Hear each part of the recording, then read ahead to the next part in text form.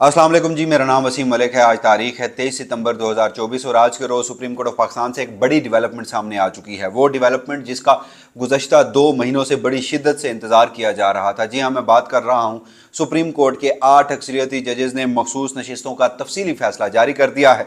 ये तफसीली फ़ैसला जस्टिस मंसूर अली शाह की जानिब से तहरीर किया गया है। ये तफसीली फ़ैसला 70 सफ़ात और 122 पैराग्राफ्स पर मुश्तमिल है। इस तफसीली फ़ैसले की अहमियत क्या है वो तो आज की इस वीडियो में मैं आपको बताऊंगा। और चूंकि ये तफसीली फ़ैसला जैसे आप जानते हैं कि 70 सफ़ात पर मुश्तमिल है, 122 पैराग्राफ हैं और जस्टिस मंसूर अली शाह के फ़ैसले का खासा ये होता है कि उनके हर पैराग्राफ की एक अपनी अलग अहमियत होती है, उसका एक अलग कॉन्टेक्स्ट होता है। तो ये 70 जो सफ़ात हैं किसी एक वीडियो में तो पूरे नहीं आ सकते, मगर आज की इस पहली वीडियो में मैं कोशिश ये करूँगा कि सबसे पहले आपको चीदा चीदा नुकात बता दूँ कि ये फ़ैसला किन चीज़ों पर मुश्तमिल है, इस फैसले में कौन कौन सी बड़ी जो चीज़ें हैं वो लिखी गई हैं। और उसके बाद फिर मज़ीद कुछ वीडियोज़ में आपको मैं डिटेल जजमेंट की जो मज़ीद उसमें क्या कुछ लिखा गया, क्या कुछ उसके नुकात हैं वो आपके सामने रखता जाऊँगा। मगर सबसे पहले मैं आपको क्विकली बता देता हूँ कि इस तफसीली फ़ैसले में जो अब तक मैंने उसको पढ़ा 70 सफ़ात और 122 जो उसके पैराग्राफ्स हैं, उसमें इलेक्शन कमीशन ऑफ पाकिस्तान के सवालात जो कंडक्ट हैं उस पर बड़े सख्त सवालात उठाए गए हैं। इलेक्शन कमीशन ऑफ पाकिस्तान का इंतखाबी मामला हो, इलेक्शन कमीशन ऑफ पाकिस्तान का पाकिस्तान तहरीक इंसाफ से इंतखाबात से कबल रखा जाने वाला सलूक हो, उस पर शदीद तहफ़्फ़ुज़ात का इज़हार करके पूरी एक चार्जशीट जो है वो जस्टिस मंसूर अली शाह ने अपनी जजमेंट में लिखी है। उसके साथ साथ जो जस्टिस मंसूर अली शाह ने फैसले में यह भी लिखा कि किन नुकात पर वो चीफ जस्टिस काजी फजीसा के साथ भी मुत्तफिक थे, किन नुकात पर सुप्रीम कोर्ट ऑफ पाकिस्तान के 13 जजेस जो थे वो एक पेज पर थे, मगर जब फैसला दिया गया तो फिर 8 जजेस जो हैं वो तो उन नुकात पर कायम रहे, मगर बाकी के जो जजेस हैं वो उन नुकात से पीछे हट गए। मजीद इस तफसीली फैसले में बल्ले के इंतखाबी निशान से मुतालिक भी बात की गई है कि इंतखाबी मामलात पर यह जो पूरा एक इंतखाबी डिस्प्यूट था, इसकी बुनियाद जो है वो बल्ले के इंतखाबी निशान से मुतालिक फैसले को करार दिया गया। आल्दो के इस डिटेल जजमेंट में जस्टिस मोहम्मद अली मजहर वो भी सिग्नेटरी हैं, मगर उन्होंने वो जो सिर्फ एक चंक था जहां बल्ले के इंतखाबी निशान से मुतालिक उसको चार्जशीट किया गया, उससे इख्तलाफ किया है, बाकी सारे फैसले से इत्तफाक किया है। इसमें जस्टिस मंसूर अली शाह ने बताया है कि आइन के आर्टिकल 187(1) यानी कि मुकम्मल इंसाफ का जो मामला है उसे हमने टेकअप किया है, यानी पाकिस्तान तहरीक इंसाफ को इस सारे मामले में मुकम्मल इंसाफ का जो आइनी शिक है उसको इस्तेमाल करते हुए रिलीफ दिया गया। यहाँ पर एक और भी बात बड़ी अहम है कि जो तनकीद की जा रही थी कि जनाब ज़रा ये तो बताया जाए कि पाकिस्तान तहरीक इंसाफ तो फ़रीक ही नहीं थी, तो किस बुनियाद पर उन्हें मखसूस नशिस्तें दी गई हैं। तो एक तो पाकिस्तान तहरीक इंसाफ को इस मामले में उनकी दरख्वास्त को एक्सेप्ट करते हुए फ़रीक माना गया है, और दूसरा इस सारे मामले में ये किया गया है कि मुकम्मल इंसाफ का जो एक प्रिंसिपल है उसे अपनाया गया है। इसके साथ साथ इंतखाबात से मुताल्लिक ये कहा गया है कि जो इलेक्शन कमीशन ऑफ पाकिस्तान है वो तो इंतखाबी गारंटर है, वो तो वो जो विल ऑफ द पीपल है या वोट है उसकी गारंटी का किरदार अदा करता है, करना चाहिए आइन के मुताबिक, मगर इलेक्शन कमीशन उस सारे मामले में नाकाम रहा है। उसके साथ साथ आपको याद होगा कि अगस्त में जस्टिस अमीनुद्दीन खान और जस्टिस नईम अख्तर अगवान ने अपना एक तफसीली इख्तलाफी नोट जारी किया था, उस पर आज के रोज़ जस्टिस मंसूर अली शाह ने लिखा है और उन जजेस को चार्जशीट किया है, और उनसे मुतालिक भी कुछ अहम तरीन बातें हैं वो भी मैं आपके सामने रखूँगा। और उसके साथ साथ ये भी कि गुज़श्ता रोज़ हमने देखा कि जब चीफ जस्टिस काजी फजीसा ने रजिस्ट्रार सुप्रीम कोर्ट से 9 सवालात मांग कर सुप्रीम कोर्ट ऑफ पाकिस्तान के इन 8 जजेस के 14 सितंबर की जो वजाहत थी उसे मुतनाज़ा बनाने की कोशिश की थी, उसका भी बाकायदा तौर पर जवाब दिया गया है। और उसके साथ साथ पाकिस्तान तहरीक इंसाफ के बारे में क्या कुछ लिखा गया है, और ये भी कहा गया कि इस जजमेंट की जो उर्दू ट्रांसलेशन है वो भी करके वेबसाइट पर अपलोड करने का हुक्म दिया गया। तो ये तमाम तर तफसीलात क्या हैं ज़रा आज की इस वीडियो में अब तक की जो चीज़ें हैं वो मैं आपके सामने रख देता हूँ ताकि जो चीज़ें हैं वो उससे मज़ीद क्लियर हो जाएँ। सबसे पहले जनाब जैसे मैंने आपको बताया कि जस्टिस मंसूर अली शाह ने अपनी इस जजमेंट में लिखा कि आइन के आर्टिकल 187(1) के तहत सुप्रीम कोर्ट के पास मुकम्मल इंसाफ का अख्तियार है।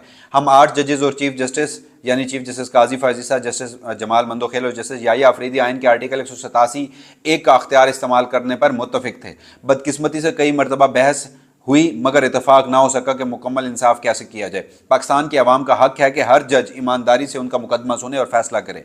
फैसला करने से कबल बिला तकल्लुफ बातचीत और एक दूसरे की राय को सुनना चाहिए। बेशक अना को ठेस पहुंचे, गुस्सा आए, लेकिन एहतराम और शाइस्तगी बरकरार रखनी चाहिए। जस्टिस मंसूर अली शाह अपने इस फैसले में इस पैराग्राफ में ये लिख रहे हैं कि इससे कबल जो तासुर मिल रहा है कि जब फैसला आ रहा था तो उससे कबल जो आपस में बातचीत हुई तो उसमें गुस्सा आया चीफ जस्टिस काजी फायज़ ईसा का जो मामला था वो सारा, और उसमें अना को ठेस पहुंचने वाली बात और शाइस्तगी बरकरार रखने वाली बात वो चीफ जस्टिस काजी फायज़ ईसा को यहाँ पे सुना रहे हैं मेरी नज़र में।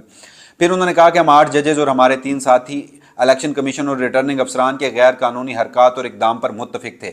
हम 13 जजेज़ मुत्तफिक थे कि पाकिस्तान तहरीक इंसाफ और उसके उम्मीदवार और वोटर्स ने इलेक्शन कमीशन और रिटर्निंग अफसरान के गैर कानूनी इकदाम का नुकसान उठाया है। हम 13 जजेज़ मुत्तफिक थे कि गैर कानूनी इकदाम से PTI आइनी और कानूनी हकूक बिलखसूस मखसूस नशिस्तों के हक को शदीद नुकसान पहुंचा है। हम 8 जजेज़ और हमारे 3 साथी जजेज़ में ये इतफाक़ ना हो सका कि PTI को उनका हक और मकाम कैसे दिया जाए। चीफ जस्टिस और जस्टिस जमाल की मंदोखेल की राय थी कि जिन उम्मीदवारों ने PTI के कागजात नामजदगी जमा कराए इनका हक ज़रूर मिलना चाहिए। फिर जस्टिस याया अफरीदी के बारे में लिखा गया कि जब तक, जैसे याया अफरीदी ने कहा कि जब तक किसी फरीक ने जमात तब्दील नहीं की तब तक वो PTI का तसव्वुर हो। हम इन 3 जजेस की राय का एहतराम करते हैं मगर इसे इत्तफाक नहीं करते। तफसीली फैसले में यह भी कहा गया कि अल्फाज की मंतक हकीकत से हम आंग होनी चाहिए। मजीद कहा गया कि इलेक्शन में सबसे बड़ा स्टेक होल्डर पाकिस्तान की अवाम होते हैं। इंतखाबी तनाज़ा बुनियादी तौर पर दीगर सिविल तनाज़ात से मुख्तलिफ होता है। ये समझने की बहुत कोशिश की गई कि सियासी जमातों के निज़ाम पर मबनी पार्लिमानी जमहूरियत में इतने आज़ाद उम्मीदवार कैसे कामयाब हो सके। इस सवाल का कोई तसल्ली बख्श जवाब नहीं दिया गया। PTI का यह दावा कि आज़ाद उम्मीदवार भी PTI के थे। PTI के मुताबिक वोटर्स ने इनके और PTI के उम्मीदवार की वजह से वोट दिया। इलेक्शन कमीशन 1 मार्च के फैसले की कोई कानूनी हैसियत नहीं। पेशावर हाईकोर्ट का फैसला कलअदम करार दिया जाता है। पाकिस्तान तहरीक इंसाफ एक सियासी जमात है। इलेक्शन कमीशन का 1 मार्च का फैसला आइन से मुतसादम है। यानी इलेक्शन कमीशन ने पाकिस्तान तहरीक इंसाफ को वो उन मामलात में जो एक पूरा रिलीफ दिया था, माजरत के साथ रिलीफ देने की बात कर रहा हूँ, जो पूरा डिस्प्यूट जहाँ से शुरू हुआ था, इलेक्शन कमीशन ने जो PTI के तमाम लोगों को आज़ाद करार दिया था, सुप्रीम कोर्ट या तफसीली फैसला उसे उड़ा रहा है। फिर कहा गया कि PTI जिसे एक केस में इस केस में रिलीफ दिया गया, हमारे सामने एक दरखास्त के साथ आई थी। PTI ने कहा कि इसे इस केस में फरीक के तौर पर शामिल किया जाए।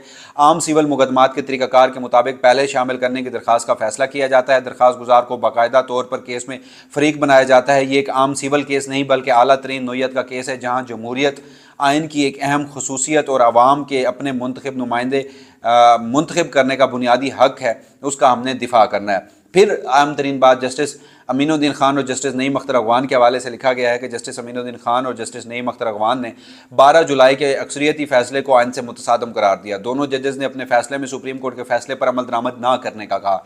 जिस अंदाज में अक्सरियती फैसले पर इख्तलाफ का इजहार किया गया वो सुप्रीम कोर्ट के जज के लिए मुनासिब नहीं है। साथ ही जजेस बारे इस तरह की राय देना सुप्रीम कोर्ट की साख को मुतासर करने के मुतरादिफ है। कानूनी मामलात पर हर जज अपनी राय रखने का हक रखता है। जिस अंदाज में 2 जजेस ने अक्सरियती फैसले को गलत कहा, यह निज़ाम इंसाफ में खलल डालने के मुतरादिफ है। तो जनाब ये तमाम तर मामला था। और फिर इसमें अहम तरीन बात यह भी है कि सुप्रीम कोर्ट ने पाकिस्तान तहरीक इंसाफ के इंट्रा पार्टी इंतखाबात को भी अपने इस जजमेंट में एक तरह से तय कर दिया है और लिखा है कि जब तक इलेक्शन कमीशन नए इंट्रा पार्टी इंतखाबात पर फैसला नहीं करती तब तक पहले वाले ओहदेदार बरकरार रहेंगे। यानी इस वक्त बैरिस्टर गौहर और जो उमर अयूब है वो पाकिस्तान तहरीक इंसाफ के ओहदेदार हैं। तो ये जनाब अब तक की डेवलपमेंट थी। यानी सुप्रीम कोर्ट ऑफ पाकिस्तान ने डिटेल जजमेंट जो है मखसूस नशिस्तों की वो जारी कर दी है और इस डिटेल जजमेंट में बहुत सारी चीज़ें ऐसी हैं कि जो खुद चीफ जस्टिस काजी फायज़ ईसा के कंडक्ट को सवालात उठा रही हैं। मगर एक चीज़ इसमें मैं आपको बताता चलूँ कि बज़ाहिर जिस तरह का जो जजमेंट हम एक्सपेक्ट कर रहे थे कि बहुत ही कोई ख़तरनाक जजमेंट आएगा, 8 फरवरी का जो फैसला है वो जो इलेक्शंस हैं वो उड़ा दिए जाएंगे, या वो तमाम तर चीज़ें जिनका तहफ़्फ़ुज़ात का इज़हार वफाक़ हुकूमत भी कर रही थी, बज़ाहिर इन जजेज़ ने रिस्ट्रेंट का मुज़ाहरा करते हुए उस हद तक वो नहीं गए। इलेक्शन कमीशन के किरदार को ज़रूर डिस्कस किया।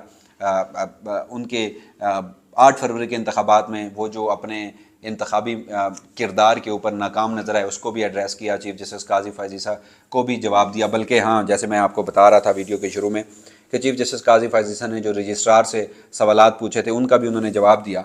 और जस्टिस मंसूर अली शाह ने इस फैसले के पेज नंबर 36 पर लिखा कि चूँकि हमने मुख्तसर हुक्मनामे में ये कहा था कि अगर किसी को फ़ैसले की समझ ना आए तो हम उसे वजाहत देने के लिए हाजिर हैं, तो फिर हमसे वजाहत मांगी गई और हमने वजाहत दी। कानूनी तरीके पर इस वजाहत के लिए कोई काज लिस्ट जारी करना और दीगर मामला जो 9 सवाल चीफ जस्टिस काजी फायज़ ईसा की जानिब से पूछे गए थे तो वो नहीं हुआ। तो बहरहाल जल्दी से मैंने आपको इस जजमेंट के जो अहम तरीन नुकात हैं वो आपके सामने रखे हैं। तफसीलन भी 1-2 वीडियो अगली करूँगा जिसमें तफसीलन क्या कुछ कहा गया है वो आपके सामने रखूँगा और उसके बाद फिर हम देखेंगे कि इस सारे मामले में अब जो सूरत हाल है वो क्या रुख अख्तियार करती है। तब तक मुझे यानी वसीम मलिक को अपने इसी प्लेटफॉर्म से इजाज़त दीजिएगा। अल्लाह ने के बाद।